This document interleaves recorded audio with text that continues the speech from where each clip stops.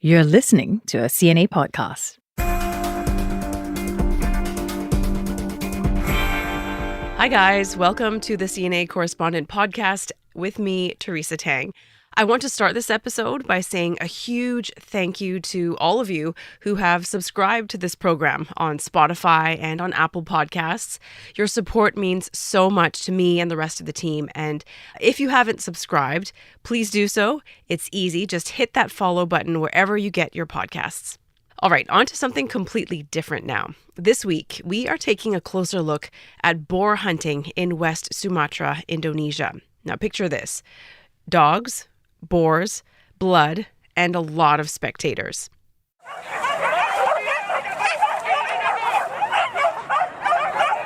That sound comes from a video clip that captures part of a wild boar hunt. Dozens of dogs and their handlers, they're on a lush green hillside. The terrain is uneven, and they're not all really going in the same direction. Then suddenly, this. A crowd gathers around a group of canines ready to kill. The boar in the middle doesn't stand a chance. I don't need to describe what happens next. CNA's Nivell Rayda covered this story, and he joins me now. Hi, Nivell. Hi, Teresa. I'm just going to start by saying that boar hunting is not my thing. I don't think it will ever be my thing, but I am interested to learn more about it. Some are saying it's barbaric. Others say it's about sportsmanship and eradicating pests. What was your impression of boar hunting the first time you saw it? Well, one thing about me, both my parents are actually from West Sumatra. So early on as a kid, whenever we went up there visiting my grandparents, I would see this group of people at the side of the roads with their dogs. And I asked my dad, what are these people doing? And he would tell me that they're hunting for boars because boars often encroach their farmlands and destroy everything. But I never knew what these hunting events were all about until I did the story and saw one up close. So when I went to one, there must have been at least like 80 hunters, and each of them were carrying 2 or 3 dogs. The moment I saw the sheer number of hunters involved, I knew that this isn't just about pest control, at least not anymore. And there was one boar that was spotted a few days before the hunt. So you can imagine 80 hunters and their dogs and against one boar. So really, it's a pastime. But what was shocking to me is when I noticed that none of them were carrying guns or arrows or any other weapons. So I asked them, so how do you kill the boar once you spot one? And they all said, we'll just release the dogs and let them square off with the boars. And sometimes the dogs win and the boar dies. Sometimes the boar wins and the dogs die or gravely wounded.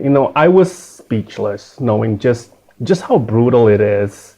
If this is really about getting rid of pests, then why not do it in the most effective and efficient way possible? So this is not about pest control anymore, I guess. Has grown into a sport, and a brutal one at that.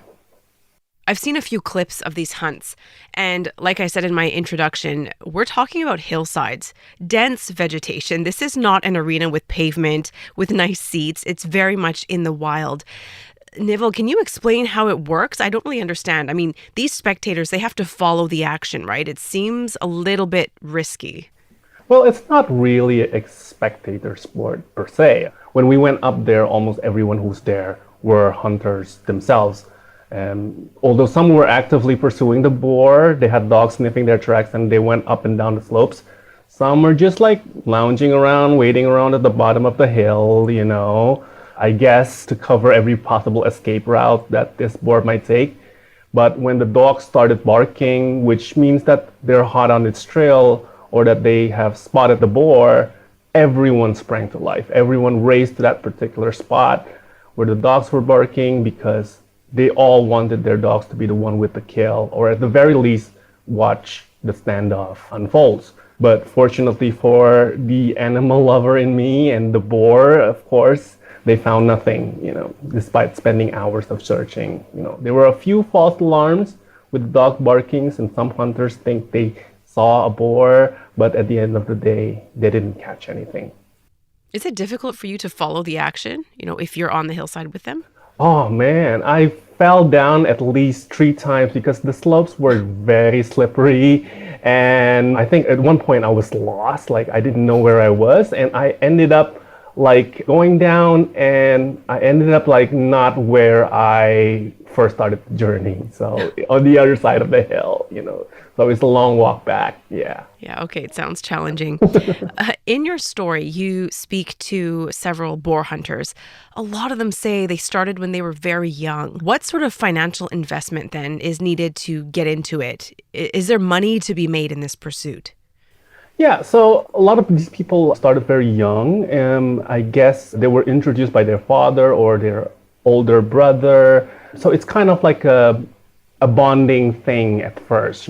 But once the adrenaline kicks in, the rush of the pursuit, it becomes addictive for them. So yeah, and like you said, there's a whole industry going on behind the sport. I mean, like there are people who go looking for hunting dogs all the way to West Java and other parts of Sumatra and ship them to West Sumatra. There are breeders, I guess, catering to the more affluent hunters looking to acquire like pit bulls or bull terriers, because it is a source of pride for them, during hunt like this. But surely they will get all the attention with their purebred dogs when all the other dogs down there are mixed bred. And the prices of these dogs can go up, once they are properly trained. Once they've been to these hunts, they can command a lot of money. And I'm talking like enough money to buy a car. If the dog is like an ace dog with numerous confirmed kills. And there are even schools where dogs are trained to track down the scent of a boar and go through obstacle courses. Once they're trained, once they get their killer instinct from these schools, the handlers have to keep spending money to keep them fit, feed them with special food, which they believe can enhance their strength and stamina. I talked to one hunter, Sumantri, who said that he spent hundreds and hundreds of dollars each month for the hobby. And here's my interview with him. It's hard. You have to feed the hunting dogs, walk them in the morning and afternoon, give them vitamins, make sure they exercise like swimming, and train by doing bite work to stimulate their jaw muscles. The sport, it's deeply entrenched in the region and it's been part of West Sumatran culture for generations. You talk about the experience with your dad when you were young, and your report talks about how it all started because these boars were considered a nuisance. They were getting into crops, they were messing up farmlands, but things have changed. How did it evolve into more of a hobby?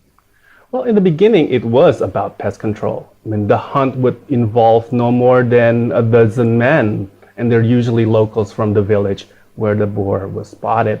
But, with deforestation and the decline of the boar population, you start seeing hunters from village A, because there were no boars left in that village, participating in a hunt organized by village B. So it grew, and eventually they formed clubs, which transformed into a full-fledged organization, and the event became more coordinated and organized. And it became a weekly thing, and then it became bi-weekly thing. Eventually local governments began seeing an opportunity to boost their tourism, and they began organizing like these big hunting events, which last 2 or 3 days, involving 1,000 or more participants, attracting participants from different parts of Indonesia coming to West Sumatra just to participate in this boar events. These guys who are involved in boar hunting, they love it, don't they? The blood, the sense of triumph over the wild. There's real adrenaline and pride in this sport, Nivell. Yeah, I mean, like I met this hunter, Sumantri, who have been doing this for 40 years. He's an old man now, and he was introduced by his father back when he was in junior high.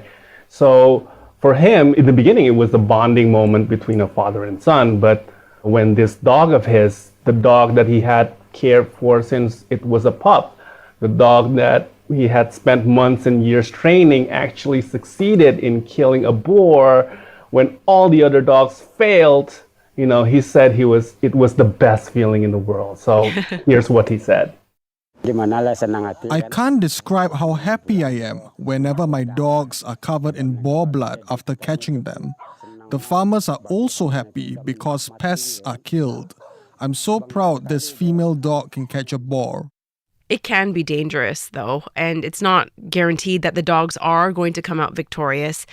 You've spoken to hunters whose dogs didn't come out the winning end. What is that like? Is it really devastating? Yeah, these hunters, like I said, don't use guns or other weapons to ensure a quick kill. They rely on the dog's killer instincts, which they have nurtured from a very young age. So when they encounter a boar, the handlers set them loose and the dogs would, square off with the boars. Boars are bigger and more agile than dogs, and they have sharp tusks, and they can easily take down 3 or 4 dogs surrounding them. How big are these boars? They're big, right? They're big, and they're very fast, and they're very agile.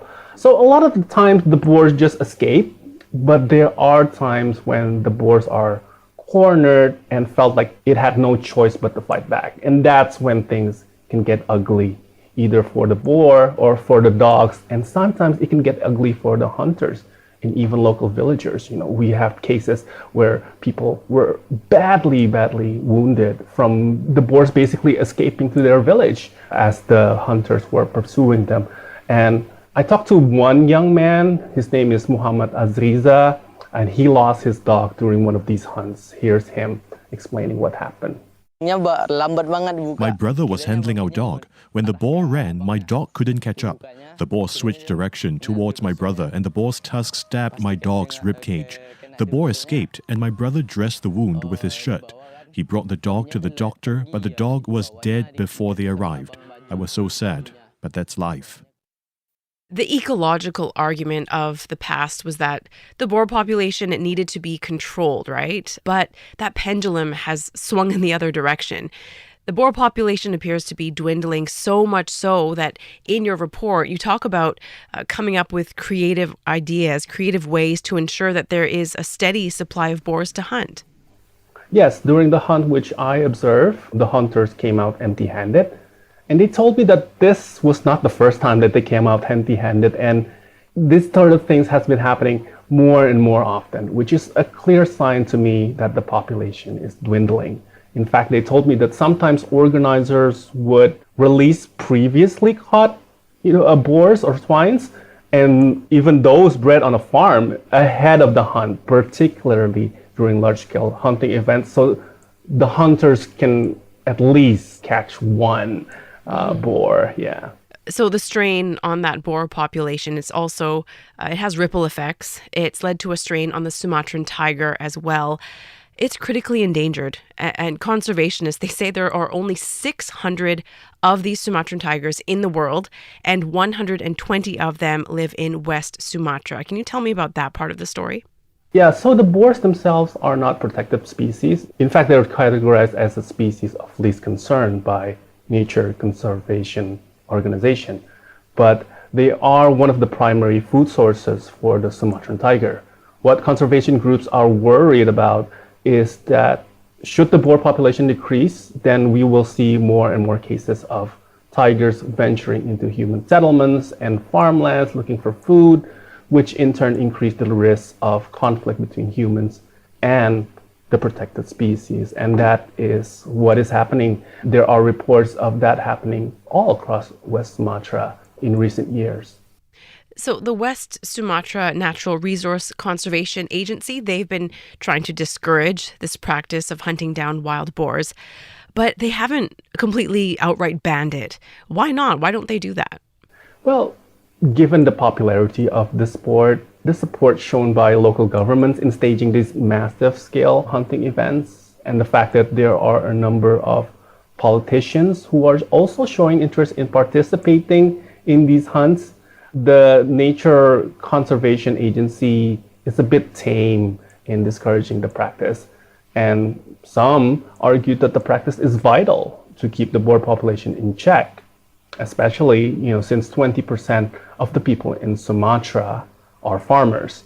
And they have so far only warned people not to hunt in conservation areas or in tiger migration routes.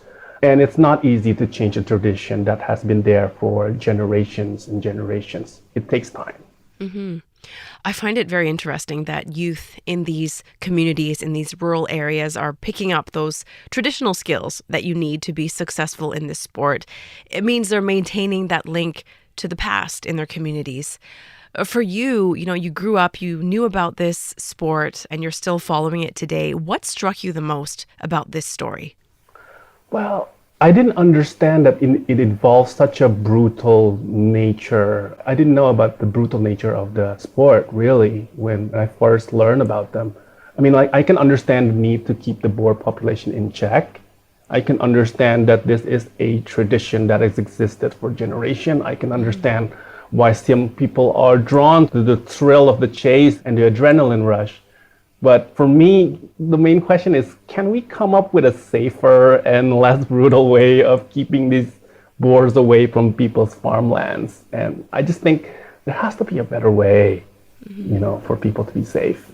Did you see any children on those hillsides when you went to go watch these boar hunts? No, but the location was very near a village which has a lot of children. I mean, you can imagine if the boar suddenly decides to escape, the only chance of escaping is through the village, and there are a lot of children in that village, just playing around, oblivious to what's going on, and then so it can be very, very dangerous for the local population as well. Absolutely. Yeah. Nivell, fascinating insight into this sport. It's still not my thing, but I have a much better appreciation for it. Thanks so much. Thanks. A reminder that the TV episodes of CNA Correspondent air every Wednesday at 9:30 p.m. Singapore, Hong Kong time. And you can watch Nivell's report on wild boar hunting on YouTube, and it's also on CNA.Asia.